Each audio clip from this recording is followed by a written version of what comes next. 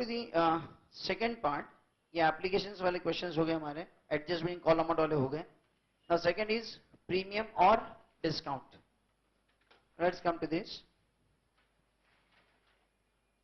Number 11, the amount received over and above the par value is credited to which account?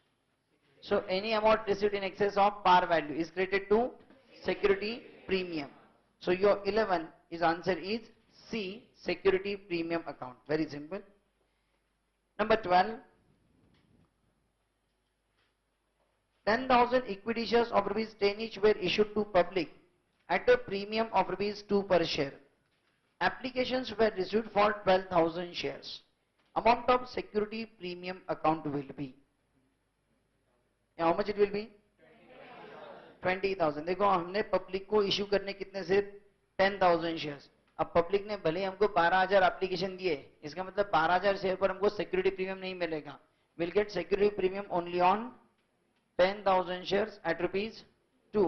So your answer will be 20,000. ठीक है. Then number 13. Asha Limited issued shares of rupees 100 each at a premium of 25%. Mamta, who has 2,000 shares of Asha Limited, failed to pay first and final call totaling rupees 5. Premium was taken at the time of allotment by the company. On forfeiture of Mamta shares, the amount to be debited to share premium account will be. Yeah, in this case, Mamta, who has rupees 2,000 shares of Asha Limited, failed to pay first and final call totaling rupees 5. तो उसने first and final call दोनों मिला के 5 रुपए paid नहीं किया. First and final call paid नहीं किया. Premium was taken at the time of allotment by the company. So premium is already included at the time of allotment. And since she failed to pay first and final call, first and final नहीं दिया मतलब allotment money दिया. allotment money दी मतलब allotment में premium भी था आपका include. इसका मतलब allotment में premium भी उसने paid किया है. And now here the question is, on forfeiture of Mamta share, the amount to be debited to share premium account will be. See, simple सी बात है. अगर प्रीमियम, अगर शेयर होल्डर ने ऑलरेडी प्रीमियम भर दिया है और उसके बाद सब्सिक्वेंटली अगर उसके शेयर्स फॉरफिट होते हैं, तो इन that case since the premium is already due and it is already received, अगर वो ऑलरेडी ड्यू किया है, वो ऑलरेडी रिसीव हुआ है, तो फिर वो कैंसिल नहीं हो सकता. सो अब इस केस में आपका सिक्योरिटी प्रीमियम डेबिट नहीं होगा. ठीक है. सो आंसर इज निल. हाँ, अगर शायद ऐसा प्रॉब्लम होता कि that premium is eight the time of first और फाइनल कॉल और वो फर्स्ट एंड फाइनल कॉल नहीं मिलता, फर्स्ट एंड फाइनल कॉल नहीं मिलता और अगर उसमें प्रीमियम होता तो फिर प्रीमियम हमको कैंसिल करना पड़ता. In that case we require to debit that security premium. But if the security premium is already due and if it is already received, security premium मिलने के बाद, सिक्योरिटी प्रीमियम मिलने के बाद अगर आप शेयर्स फॉरफिट करते हो तो प्रीमियम तो आपको ऑलरेडी मिल चुका है, तो फिर वो कैंसिल नहीं होगा. फॉरफिचर के वक्त सिक्योरिटी प्रीमियम को सिक्योरिटी प्रीमियम को डेबिट नहीं होगा. Clear. Next number 14. X was issued 100 shares of rupees 10 each at a premium of rupees 1. He paid application money and allotment money, which in total amounted to rupees 5 excluding premium. He paid application money and allotment money, which in total amounted to 5 excluding premium, and failed to pay the balance call money of rupees 5. Find the maximum discount that can be given at the time of reissue of shares. See, whenever we are going to reissue the shares, एक बात पक्की याद रखें, reissue आपको इस तरह से करना होता है, कि ultimately there will be no loss. Ultimately आपको लॉस नहीं होना चाहिए. ठीक है. इस क्वेश्चन में आने से पहले मैं आपको सिंपल से एक बात बता दूं. लेट्स से अज्यूम करो, let's say 1 share is of rupees 10. ठीक है. और उसके ऊपर ऑलरेडी शेयर होल्डर ने ऑलरेडी पेड किए से रुपीज 6. ठीक है. ₹10 का शेयर है, he already paid ₹6. It means how much he not paid? He not paid ₹4. अब ऑलरेडी इस शेयर के ऊपर आपको ₹6 मिल चुके हैं, ठीक है, और ये बाद में 4 नहीं मिले, इसलिए आपने शेयर्स फॉरफिट कर दिए. सो इन दिस केस अब ये शेयर जब फिर से रीइश्यू किया जाएगा तो मिनिमम रीइश्यू प्राइस क्या होनी चाहिए आपकी? It should be ₹4. क्योंकि देखो किसी भी हालत में आपको कुल मिलाकर एटलीस्ट ₹10 मिलने चाहिए. अब पहले ऑलरेडी आपको ₹6 मिल चुके हैं, तो जब आप रीइश्यू करेंगे तो इस बात की केयर ले कि अल्टीमेटली लॉस नहीं होना चाहिए. इसका मतलब 10 में से 6 ऑलरेडी मिल चुके हैं और ये 4 नहीं मिले, तो अगर ये 4 मिल गए तो पहले के 6 and this 4 will become 10. So there will be no loss. ठीक है, मतलब रीइश्यू में हमें मिनिमम रीइश्यू करना पड़ता है उतनी अमाउंट से जितनी हमें नहीं मिली. इसी का मतलब ये होता है कि रीइश्यू में जो हम ये शेयर ₹4 में देंगे, मतलब भी मैक्सिमम डिस्काउंट हम कितना देंगे? 6, विच वी ऑलरेडी रिसीव्ड. जितने पैसे हमको ऑलरेडी मिले हैं उतना हम मैक्सिमम डिस्काउंट दे सकते हैं. Got it?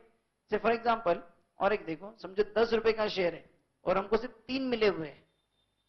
We received only 3. So reissue में कितने चाहिए? 7. इसी का मतलब 3 ऑलरेडी मिले हैं, रीइश्यू में अगर 7 मिलेंगे तो 3 + 7 will be 10. So there will be no loss. Reissue में आपको लॉस नहीं होना चाहिए. ठीक है, सो रीइश्यू आप करेंगे यहाँ पर मिनिमम 7 में, मतलब ही आप रीइश्यू में देंगे डिस्काउंट मैक्सिमम 3. इसका मतलब ये है कि मैक्सिमम डिस्काउंट हम उतना ही दे सकते हैं, मैक्सिमम डिस्काउंट हम उतना ही दे सकते हैं जितने पैसे ऑलरेडी हमको मिले हैं. Got it? Now come to the question. इसमें देखो क्या दिया आपको, नंबर 14 में देखो, X was issued 100 shares of rupees 10 each at a premium of ₹1. He paid application money and allotment money which in total amounted to ₹5. He already paid application and allotment 5. इसमें premium नहीं है. It means what 5 he paid is paid for capital. इतने ₹5 already मिल चुके हैं, मतलब इतना ही हम reissue में डिस्काउंट दे सकते हैं. सो मैक्सिमम डिस्काउंट उतना ही होता है जितने पैसे ऑलरेडी हमको कैपिटल के लिए मिल चुके हैं. Here how much we already received is 5. So the question is, find the maximum discount that can be given at the time of reissue. So your answer is 5, B, ₹5 per share. Is it clear? Okay. Next.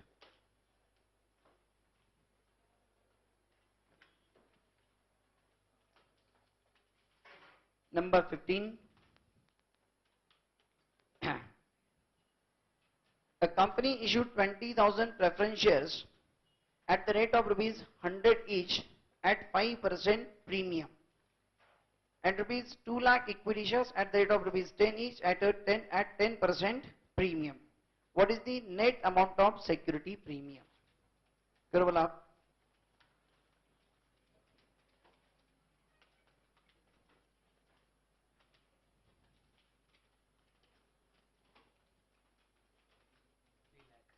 How much it comes? 3 lakh. Okay. Have you got this? देखिए, a company issued 20,000 preference shares at the rate of ₹100 each at 5% premium. So company ने 20,000 preference shares issue किए of ₹100 each at 5% premium. हमें total premium find out करना है यहाँ पर. So preference shares of ₹100 each at 5% premium. इसका मतलब इसमें प्रीमियम कितना हुआ? Premium is equal to ₹5. 100 का 5% ना, सो ₹5 into how many preference shares? 20,000. सो ये कितना हुआ? ₹1 लाख. ये हो गया 1 लाख. नंबर 1. नंबर 2 ठीक से पढ़े. ₹2 lakh equity shares, ₹2 lakh equity shares at the rate of ₹10 each. ₹2 lakh equity shares at the rate of ₹10 each. इसका मतलब 2 लाख रुपए के इक्विटी शेयर्स ₹10 के रेट से हमने इश्यू किए. 2 लाख इक्विटी शेयर्स नहीं है. Try to understand. 2 lakh equity shares नहीं है. ₹2 lakh equity shares at the rate of ₹10 each. मतलब सबसे पहले बताओ कि नंबर ऑफ इक्विटी शेयर्स कितने हैं? It is 20,000 only. Your number of equity shares are 20,000. Number of equity shares are 20,000. कितने का शेयर है? 10. What is the premium? 10%. मतलब 10 रुपए के शेयर पर 10% हिसाब से 1 रुपया premium on how many shares, कितने शेयर्स पर 20,000, सो 20,000 इंटू 1 कितना आएगा, 20,000 इंटू 1 कितना, 20,000 and 1 lakh. Your answer will be rupees 1,20,000. Your answer is B. Is this clear? Is this clear? No? See आप, अरे आप ठीक से पढ़ो, आप गलत देख रहे हैं. See what you are doing, आप क्या, मैं आपको समझा दूं आप क्या गलत कर रहे हो. See what wrong you are doing. देखो उसमें ना 2 लाख इक्विटी शेयर्स आप पढ़ रहे हो, 2 लाख इक्विटी, उसके पहले रुपीज लगा है. Read it carefully. गलत कर रहे हो आप लोग, रीड इट.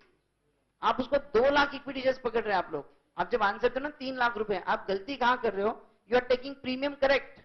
₹10 का शेयर, उसके ऊपर प्रीमियम 10%, 1 रुपया प्रीमियम, वो करेक्ट है. लेकिन प्रीमियम 1 रुपया करेक्ट है, लेकिन नंबर ऑफ शेयर 2 लाख नहीं है. Are you getting here? 2 lakh shares नहीं है. It is not 2 lakh into 1 and 2 lakh into 1 2 lakh plus 1 lakh 3 lakh answer आएगा. इसलिए डी ऑप्शन दे के रखा है. अरे इंस्टीट्यूट यही तो कोशिश करती है, इंस्टीट्यूट यही कोशिश करती है, आपको ट्रैप करने की कोशिश करती है. Are you getting here? ठीक है, वो 2 लाख शेयर्स नहीं है, ₹2 लाख के शेयर्स है. सो हियर सबसे पहले number of equity shares is ₹2 lakh divided ₹10 is 20,000 shares. और प्रीमियम कितना आएगा, प्रीमियम इज इक्वल टू ₹10 का 10% on 20,000 shares. So that comes to ₹20,000. So 1 lakh plus 20,000 is ₹1,20,000. I hope this is clear. समझ में आ गया? ठीक है. So answer is 1,20,000. लिख लो आप लोग.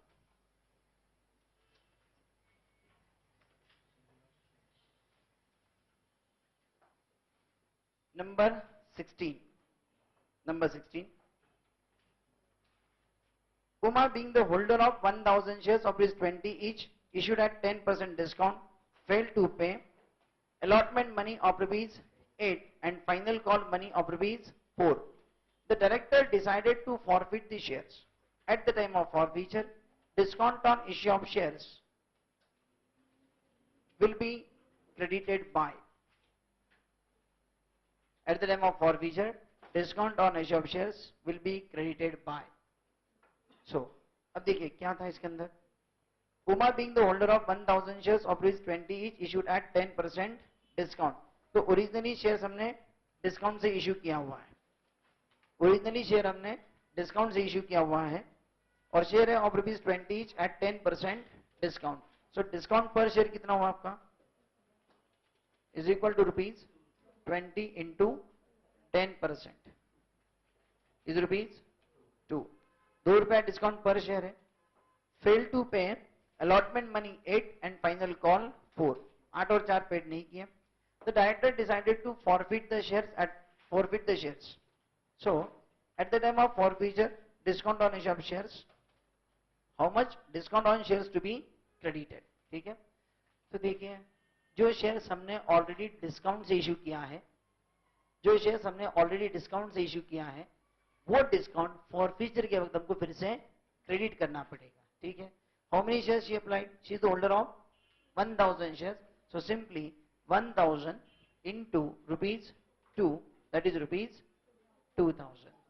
So 2,000 will be credited. जो डिस्काउंट हमने ऑलरेडी दिया था, जो डिस्काउंट ऑलरेडी हमने डेबिट किया था फॉरफीचर के वक्त, what is the stage of forfeiture. Okay, उसने अलॉटमेंट नहीं पेड किया होगा, फर्स्ट कॉल पेड नहीं किया होगा, फाइनल कॉल पेड नहीं किया होगा, या फिर ओनली फाइनल कॉल पेड नहीं किया होगा. Whatever it may be, whenever shares issued at discount, whenever it is to be subsequently forfeited, तो फॉरफिटेड के एंट्री में आपका discount on issue of shares credit हो जाएगा. And in this case 1,000 shares into ₹2, it will be credited by ₹2,000. So answer is C, credited by ₹2,000. Got it? Next, number 17.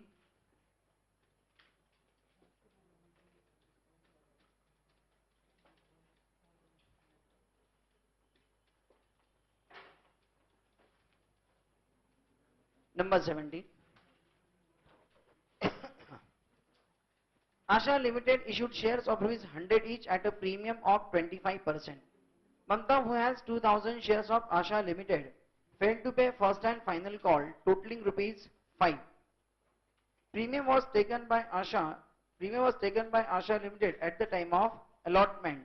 On forfeiture of Mamta share, the amount to be debited to share premium account will be. The answer is nil. Yeah, here ये same हमने discuss किया था, I think 13 वाला repeat हो गया वही question, ठीक है. सो ऑलरेडी फिर से बता दूं मैं आपको, सिक्योरिटी प्रीमियम जो ऑलरेडी हमने ड्यू किया था, if it is already received, अगर वो सिक्योरिटी में आपको ऑलरेडी मिल चुका है और बाद में अगर शेयर्स फॉरफिट होते हैं तो फिर से जो प्रीमियम आपको ऑलरेडी मिल चुका है वो कैंसिल नहीं करना, वो डेबिट नहीं होता. So answer is D. The next number 18. A company issued 15,009% preference shares of rupees 100 each at 5% discount and 2 lakh equity shares of rupees 10 each at 10% premium. Full amount was received from applicants in one installment. Net balance of security premium account will be. Net balance of security premium account will be. देखिए, a company issued 15,009% preference shares of 100 each at 5% discount. तो ये preference shares पर discount कितना आएगा जरा देखो आप. Discount on issue of preference shares.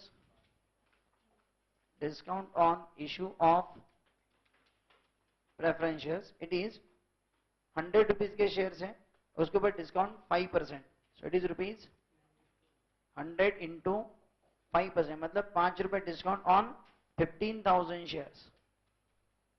So your discount is 75,000. ठीक है, डिस्काउंट हो गया प्रेफरेंस शेयर्स का 75,000 और प्रीमियम कितना मिला आपको, एंड 2 लाख इक्विटी शेयर्स है, यहाँ पर रुपीज 2 लाख नहीं, it is a 2 lakh quantity है. सो 2 lakh equity shares of rupees 10 each at 10% premium. Now here premium on issue of shares, premium on issue of shares कितना आएगा, 10 रुपए का शेयर है, उसके ऊपर 10% से प्रीमियम आएगा 1 रुपया on 2 lakh shares. So your premium will be rupees 2 lakh. ठीक है, सो प्रीमियम आ गया आपका 2 लाख और प्रेफरेंस शेयर्स का डिस्काउंट 75,000. सो इस 2 लाख में से ये 75,000 आप लेस कर दें. सो योर आंसर इज 1,25,000. ठीक है, इस प्रीमियम में से ये डिस्काउंट आप लेस कर दें, your answer will B net balancing premium is 1,25,000. Got it. ध्यान रहे, सिक्योरिटी प्रीमियम जो है वो बहुत गिने चुने पर्पस के लिए काम में आता है. ठीक है, बहुत गिने चुने पर्पस के लिए काम में आता है. हार्डली 4 और 5 objects are there. Out of that one is ये discount on issue of debenture हो या फिर शेयर्स है. This discount on issue of shares or debentures can be deducted, can be write off against premium. ठीक है, इसलिए 2 लाख में से 75,000 लेस करके ये 1,25,000 आएगा. ठीक है, अब ये प्रीमियम कहाँ काम में आता है ये हम डिटेल में डिस्कस करेंगे when will discuss redemption of preference shares, जो हमारा अगला चैप्टर है. उसमें प्रीमियम की सारी स्टोरी बड़ी डिटेल में आएगी फिर. ठीक है, सो अभी तक इतना ध्यान रखें कि प्रीमियम की इनकम में से, प्रीमियम में से आप discount on issue of shares या फिर discount on issue of debenture ये दोनों आपको लेस करते आते हैं. Got it. So your answer is 1,25,000. It is option is B, 1,25,000. Then next number 19.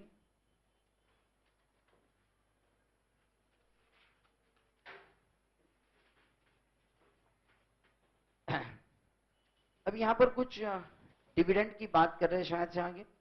एक बात ध्यान रखें, डिविडेंड जो भी दिया जाता है, it is always on paid up value. Dividend is always to be given on paid up value. और आप लिख के रखें, dividend is to be given on paid up value on paid up value.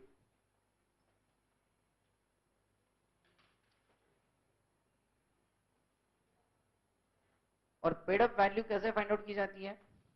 It is see that paid up value मतलब क्या होता है कि जितने पैसे हमने शेयर होल्डर से कॉल किए, जितनी अमाउंट हमने शेयर होल्डर से कॉल की, उसे कहा जाता है कॉल्ड अप कैपिटल.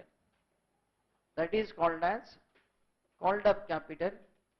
लेकिन जितने पैसे हमने शेयर होल्डर से कॉल किए, लेकिन उसमें से कुछ शेयर होल्डर्स होते हैं कि जिन्होंने हमारे कॉल्स नहीं पेड किए, कुछ शेयर होल्डर ने हमारे कॉल पेड नहीं किए. तो जो अमाउंट शेयर होल्डर पर हमने कॉल की लेकिन उन्होंने पेड नहीं किए, उसे क्या कहते हैं हम लोग? That is called as calls in arrear. So वो कॉल्ड अप कैपिटल में से आप लेस कर दे कॉल्स इन एरियर्स. ठीक है. सो कॉल्ड अप कैपिटल से कॉल्स इन एरियर लेस कर दो, जो बचेगा that is called as paid up value. ठीक है. So dividend is always to be given on paid up value. ठीक है. Now you please come to question number 19. तो ध्यान रखना, जब भी कोई भी कंपनी अपना डिविडेंड डिक्लेयर करती है ना, 10%, 15%, 20%, 50%, 100%, ठीक है, वो डिविडेंड हमेशा उनके पेड अप कैपिटल पर होता है, not on the face value. It is always on paid up value. देखिए क्या दिया आपको. Called up capital 46,000 shares of ₹10 each, 4,60,000. मतलब पूरे के पूरे 10 रुपए हमने कॉल किए, तो 46,000 शेयर्स पर 10 रुपए के हिसाब से called up is 4,60,000. Calls in arrears 7,500. Calls in arrears मतलब 4,60,000 हमने कॉल किए लेकिन 7,500 अब तक हमको नहीं मिले. Propose dividend is 5%. Amount of propose dividend will be. So propose dividend की अमाउंट क्या होगी? सो देखिए 4,60,000 कॉल्ड अप है लेकिन 7,500 को मिला ही नहीं है, तो find out paid up value, और जो पेड अप आएगा उसका निकालिए 5%. So here dividend equal to 4,60,000 is my called up value minus 7,500 my calls in arrears. So ये मेरा आएगा paid up. 460 minus 7,500 that will become 4,52,500 paid up value, और इस पेड अप वैल्यू का 5%. So that comes to how much it is? 22,625. Your answer is A, 22,625. Got it?